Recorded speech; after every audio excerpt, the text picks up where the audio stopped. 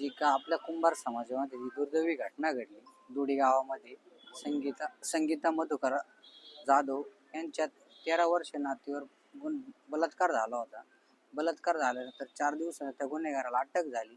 अटक झाल्यानंतर 6/8ला त्या संगीता मधुकर जाधव यांना घरातून उचलून नेऊन त्यांच्यावर लैंगिक शोषण करून व त्यांना विहिरीत त्यांची बॉडी टाकून दिली. त्यावेळेस बॉडी ज्यावेळेस चेक केली त्यावेळेस गळ्याला तिचा फास बांधला होता, पाय बांधलेले होते. हे प्रकरण अत्यंत दुर्दैवी.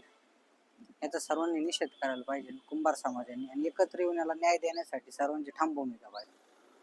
सिन्नर तालुक्यात जी निषेधार्थ घटना घडली का एका 13 वर्षीय मुलीवर अत्याचार करून त्याच्यानंतर तिला सोडण्यात आले, पण ते आरोपी पकडून 4 दिवसांनी आरोपी पकडले. पण 4थ्या दिवशी त्या पीडित मुलीच्या मावशीवर आईवर जो अत्याचार करून तिला बांधून मारण्यात आले व विहिरीत टाकण्यात आले. ही अतिशय निंदनीय घटना आहे.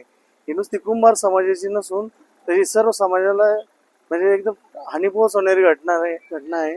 आणि आपण याचा निषेध न नोंदवता कुठल्याही जिल्ह्यात असो किंवा कुठल्याही तालुक्यात ही घटना असो तर सर्वांनी एकत्र येऊन याच्यावर काहीतरी आंदोलन किंवा उपोषण नाही पण आंदोलन करून या जे आरोपी आहे यांना कडक शिक्षा व्हावी याची सगळ्यांनी मागणी केली पाहिजे.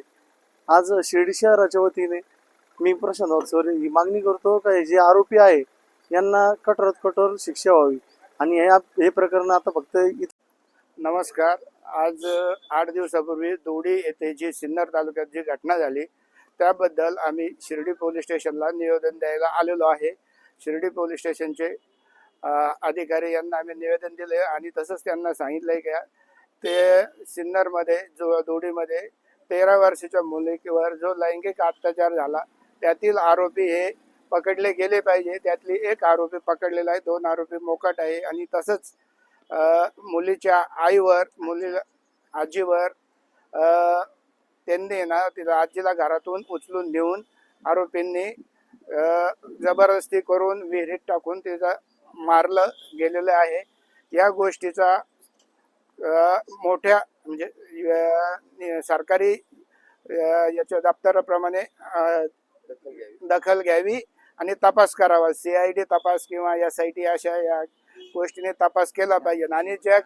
आणि जे गावामध्ये जे संशयित जाधव कुटुंबियांनी सांगितलेले त्यांची पण चौकशी व्हावी अशी मी सरकारला आणि डिपार्टमेंटला विनंती करतो.